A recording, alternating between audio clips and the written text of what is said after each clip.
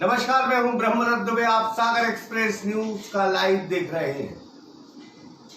कुछ लोग थोड़े पढ़ लिख जाते हैं, बुद्धिमान बन जाते हैं, किताबें लिखते हैं, कवि बन जाते हैं, बड़े पत्रकार बन जाते हैं, बड़े अधिकारी बन जाते हैं, तमाम दुनिया की सहूलियत और तमाम मुकाम हासिल कर लेते हैं। कुछ किताबों के पढ़ने से हम सृष्टि को समझ जाएं, ये संभव नहीं। आज एक सुई की नोक के 1000 भाग गुना छोटा सा कण, जिसे कोरोना वायरस कहते हैं, उसने दुनिया को फुटने के बल ला दिया। एक पोंगा पंडित की कहानी है कि जब वो नदी में एक नाविक के साथ नदी पार कर रहे थे, तो नाविक से उन्होंने कहा कि वेद जानते हो, पुराणों के बारे में ज्ञान है, भागवत श्री किसे कहते हैं मालूम है, रामायण आपने पढ़ी है। नाविक बोला कि मैंने नहीं पढ़ी, मैं मेहनत करता हूं और मेहनत करने के बाद जो कमाता हूं उससे घर चलाता हूं। पंडित जी को हंसी आई। ये हमने 5वीं कक्षा की हिंदी की बाल भारती की किताब में कहानी थी।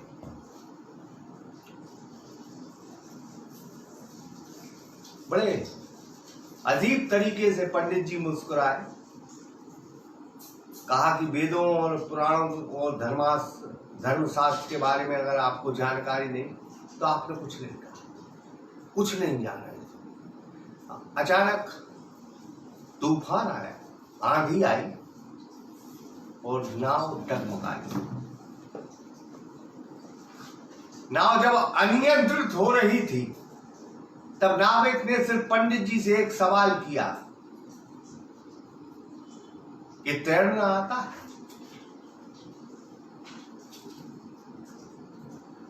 पंडित जी ने कहा कि तैरना नहीं आता। नाविक तैरना जानता था, वो बच गया। वो पंडित जी वेद पुराण सहित, पोथी पत्र सहित डूब गए। ये प्रकृति का दस्तूर है। ईश्वर कभी नहीं कहता कि तुम उसके अनुसार लिखी हुई बातों पर जीवन और जिंदगी अमल कराओ। ईश्वर बहुत बड़ी ताकत है। उसको पढ़ने या समझने के लिए वेद तो जरूरी है, उससे अच्छा आपको मन बनाना होगा। कहने का तात्पर्य सिर्फ इतना है कि पढ़े लिखे बुद्धिमान लोग गलतियां कर रहे हैं।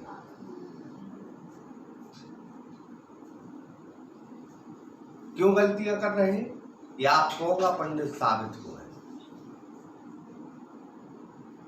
तमाम चीज, मेडिकल महकमे के लोग तमाम चीज समझते हैं, लेकिन वो गलती कर रहे हैं। गलती प्रकृति का दस्तूर है। वो गलती इंसानी स्वभाव की आदत है।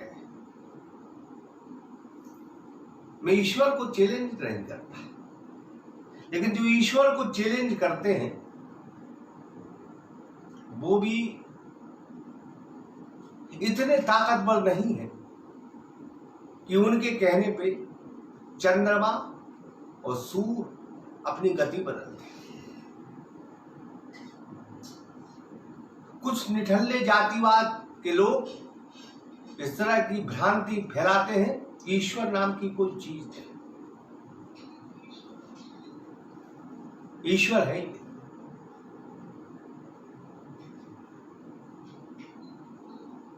क्योंकि जातिवाद के कुछ लोगों से उनकी विवाद है, पारस्परिक सामाजिक दूरियों के चलते संघर्ष है, और उसी के चलते वो ये बयानबाजी करते हैं।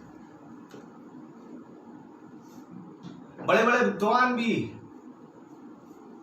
इस दुनिया से चले गए, उनने ईश्वर पर आरोप लगाए, तमाम चीजें कही,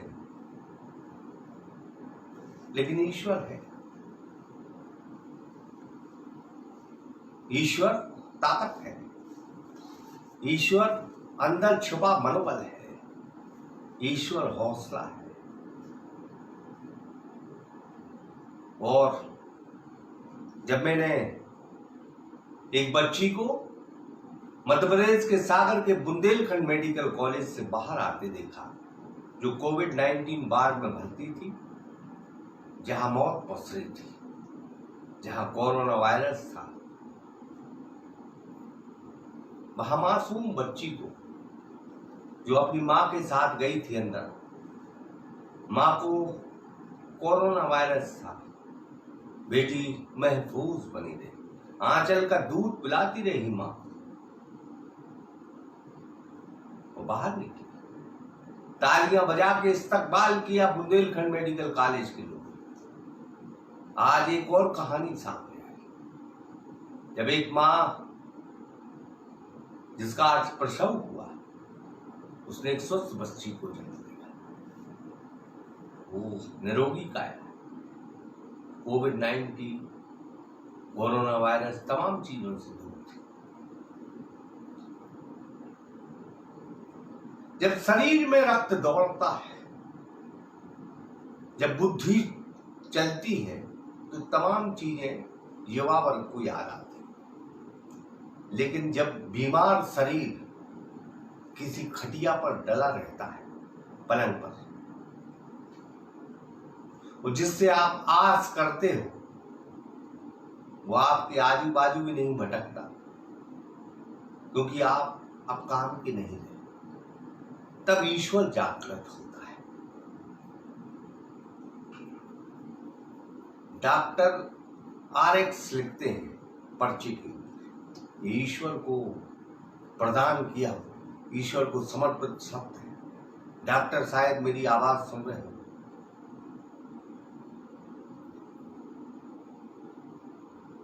जब चमत्कार तमाम खत्म हो जाते हैं, जब ईश्वर का नमस्कार होता है। मैं ईश्वर को मानता, इसलिए बात कर रहा हूं। मुझे बड़ा दुख होता है जब इंसानी जिंदगियों पर जो गफलत में थी, आफत में थी, तब ईश्वर पर प्रहार किए कि अब बचा लो खुदा, अब बचा लो भगवान, अब बचा लो जीसस। गलत बात है।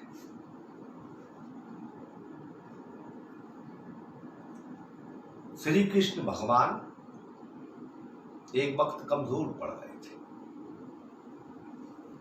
सारा युद्ध जब महाभारत में उन्हें जीत लिया, तो अंतिम स्थिति में एक छोटे से चरवाहे ने प्रहार कर दिया, कमजोर पड़ गए भगवान। इसलिए वक्त बहुत बड़ा बलवान होता है। मुझे मेरे पिता की कुछ लाइनें याद आती हैं, उस ईश्वर को कभी चैलेंज नहीं करना। चंद किताबें, चंद अच्छी बातें फेसबुक पर, सोशल मीडिया में, या किताबें लिखकर आप ये समझते हैं कि आप बहुत बुद्धिमान हैं।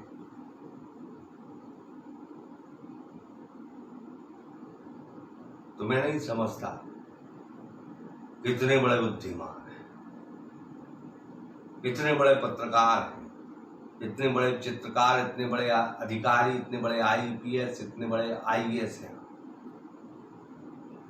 किताबों से ज्ञान अर्जित कर, एक माध्यम के सहारे ज्ञान अर्जित कर, आप दुनिया के उस ताकतवर परमात्मा के बराबर खड़े होने का जतन न करें, जिसने अक्षर बनाया, जिसने शून्य को जन्म दिया, जिसने प्रकृति को संभाला, जिसने हवाओं को गति दी, जिसने सूरज से कहा कि रोशनी दो, प्रकाश दो, जिसने चंद्रमा से कहा कि शीतलता प्रदान करो। इस प्रकार प्रकृति के तमाम दस्तूर उसने बनाए। और आज धार्मिक जीवन में अपनी जिंदगी को ढालने वाले लोग सुरक्षित हैं। जो लापरवाह है वो कोरोना से ग्रस्त हो गए।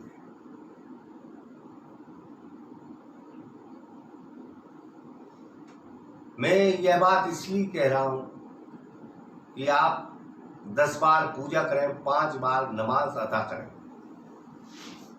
चर्च जो जीसस हैं उनको उनकी प्रेयर करें, उसमें अंदर एक शांति मिलती है।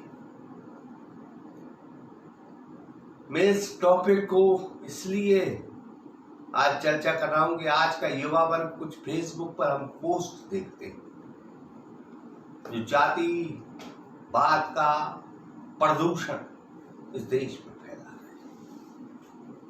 बुद्धिहीन लोग हैं। मैं पत्रकारिता किसी जाति पैरामीटर से नहीं करता। मैंने शुरुआत में एक पोगा पंडित की कहानी बयां करके जता दिया, इसलिए मानस में ये चीजें रखें।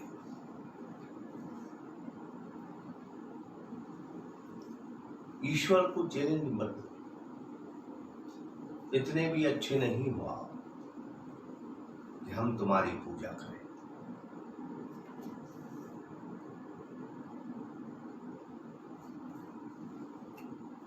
तुम्हें पिताजी की जो लाइन थी वो अधूरी रह गई कि जिसने पी डाले हो सागर के साथ, वो परमात्मा है, वो ईश्वर, वो ताकतवर है, वो समुंदर को भी पी लेता है। तो जिसने पी डाले हो सागर के सागर, और जिसने घर बलवाए हो चांद सितारे, लोग यहां तक कहते हैं मौत मर गई उसके डर के मारे, तो तुम खाक करोगे उसकी गतिविधियों को बंदी, उसने तो सूरज को जलने का सामान दिया है। इसलिए खुदा, ईश्वर, जीसस, बाह गुरु चैलेंज मत। जब आप अंतिम अवस्था में आएंगे, कमजोर होंगे, तभी आपके रक्षक बनेंगे।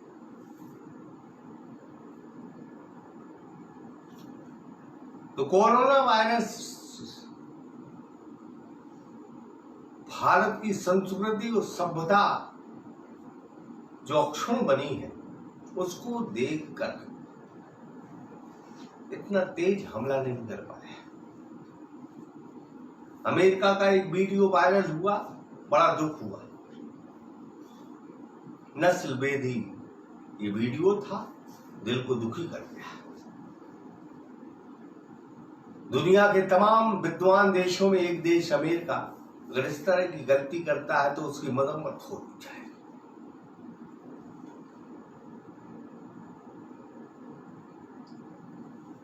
मैं ब्रह्मदत्त दुबे तहे दिल से अमेरिका की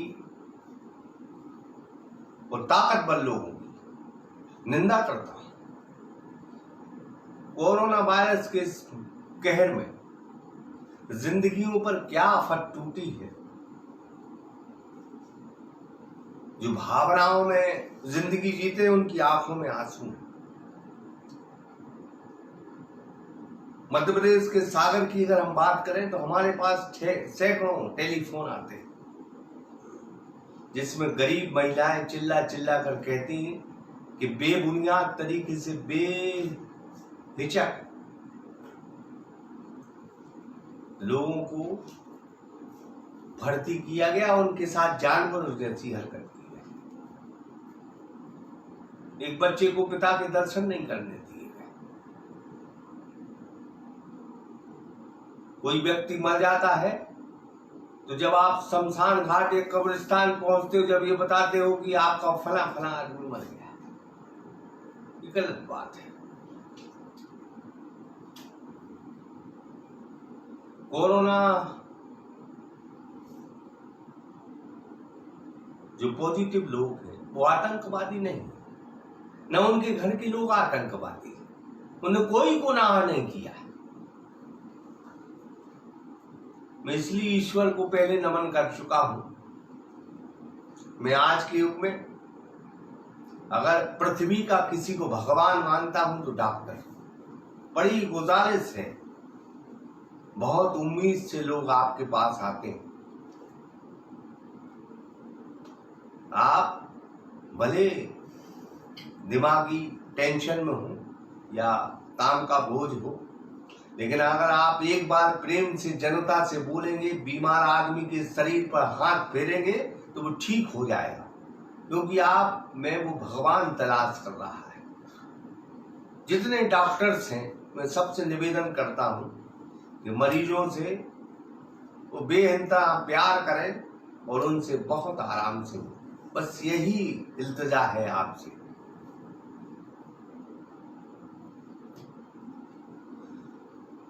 तो कोरोना वायरस को लेके लगातार सागर में संख्या बढ़ रही है और आज 198 यानी 198 पॉजिटिव मरीज आ चुके हैं सामने, जिसमें 95 यानी 50% रिलीफ हो चुके हैं, इनको आराम हो गया। ये अच्छी बात, लेकिन 10 लोगों की मौत भी हो गई। मौत में तकरीबन बुजुर्ग बान था।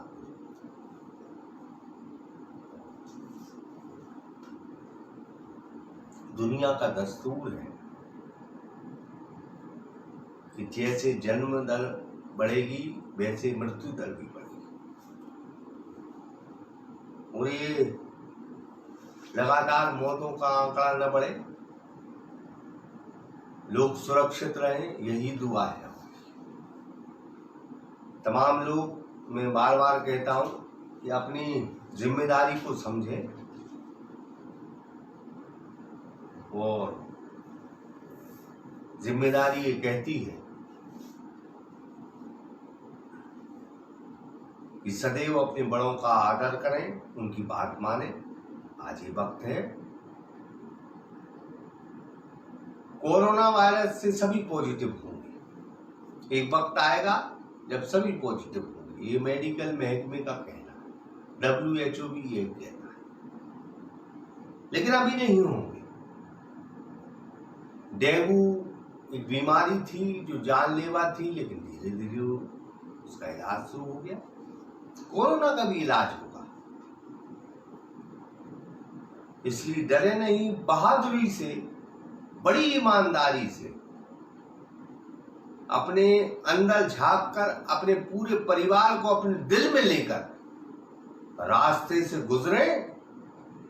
जब अपने दिल में पूरा परिवार होगा, अपने शरीर में जब पूरे परिवार की तस्वीर होगी, तो एक भी लापरवाही नहीं करोगे आप। मैं यकीन दिलाता हूं, जो पिता अपनी बिटिया के पैर पड़कर या हाथ जोड़कर घर से बाहर निकलते हैं, यमराज भी रास्ते बदल लेते। ये ताकत है आपकी बिटिया में, ये ताकत है उस बच्ची में। तो यकीन जाने, अपने परिवार को अपने जहन में पाले और फिर निकले बाहर। निश्चित तौर पर आप सतर्कता बरतेंगे, सैनिटाइजर और तमाम चीजों का इस्तेमाल करें। जब मुझे अपनी बच्ची की याद आती है तो मैं मास्क लगा लेता हूं। जब मुझे अपनी पूरे परिवार का ख्याल आता है तो मैं मास्क लगा के हाथ सैनिटाइज कर देता हूं। ये प्रेम है, प्यार है, ये बना रहना चाहिए। पारिवारिक प्रतिद्वंद्विता खत्म होनी चाहिए। परिवारों में आपसी मनमुटाव खत्म कर दो। ये बहुत नाजुक वक्त है, सब एक रहो। जब परिवार एक होंगे तो समाज की ताकत बढ़ेगी, वो देश ताकतवर होगा। जब परिवार टूटते हैं, जब देश कमजोर होता है। तो ये परिवार ताकतवर बना रहे, यही आपसे दुआ है और संकल्प है। दूसरी सबसे बड़ी चीज जो सियासत को लेके थी, जो बाकी थी, मंत्रिमंडल का विस्तार फिलहाल टल गया है। राज्यसभा के चुनाव के बाद मंत्रिमंडल का विस्तार होगा इसमें कौन मंत्री बनेगा कौन नहीं, लेकिन बुंदेलखंड से 2 मंत्री हम कल भी कह रहे थे कि भूपेंद्र सिंह और गोपाल भार्गव मंत्री बनेंगे। इसके अलावा ज्योतिरादित्य सिंधिया के कहने पर सबसे पहले राज्यसभा का चुनाव होगा, वो केंद्रीय मंत्री बनेंगे, क्योंकि राज्यसभा में भारत सरकार को तमाम बिलों पर फैसले करवाना है। इसलिए अब वक्त आ गया है कि वो बिल पारित हों, इसलिए राज्यसभा में जनसंख्या बल बढ़े, इसलिए राज्यसभा के पहले चुनाव होंगे, इसलिए समय से पहले राज्य भवन 5 दिन में ठीक हो खड़ा, जबकि 14 दिन की भारत सरकार की गाइडलाइन है, लेकिन राज्य भवन 5 दिन में बिल्कुल अप टू डेट, राज्यपाल भी ठीक ठाक। वहाँ कोरोना पॉजिटिव मरीज मिले थे और इस लिहाज से 14 दिन क्वारंटीन उसको रखना था, लेकिन अब चूंकि सरकार भारतीय जनता पार्टी के, राज्यपाल भी खासम खास हैं मोदी साहेब के, तो ये सब चलता है। कुछ हो गरीब आदमी अगर ऐसा करेगा तो उसको 188 के तहत उस पर मामला दर्ज करना, जेल पहुंचा देना, तमाम चीजें करना। बड़ा आदमी गलती करेगा तो उसके लिए कानून में प्रावधान है, छोटे आदमी के लिए, गरीब आदमी के लिए प्रावधान नहीं है। देश में बड़ा दुर्भाग्य है, और जब नेता भाषण देते हैं उस वक्त एक गरीब आदमी को खड़े होकर अपनी आवाज बुलंद करना चाहिए, वहीं स्टेज पर जो है सवाल का जवाब लेना चाहिए। खैर, मंत्रिमंडल का विस्तार जल्द होगा, राज्यसभा का चुनाव भी जल्द होगा। इन तमाम चीजों के बीच में मध्य प्रदेश के सागर की जनता, प्यारी सी जनता, अपने बुजुर्गों का आशीर्वाद लेके घर से निकले, सुरक्षित रहे, यही संकल्पना, यही कल्पना हम करते हैं। फिलहाल इस पेशकश में इतना ही। मैं हूँ ब्रह्मदत्त दुबे, कैमरे के पीछे थे शंकर विश्वकर्मा, इकराम खान और नफीस खान और गोविंदा। फिलहाल इस पेशकश में इतना ही। नमस्कार।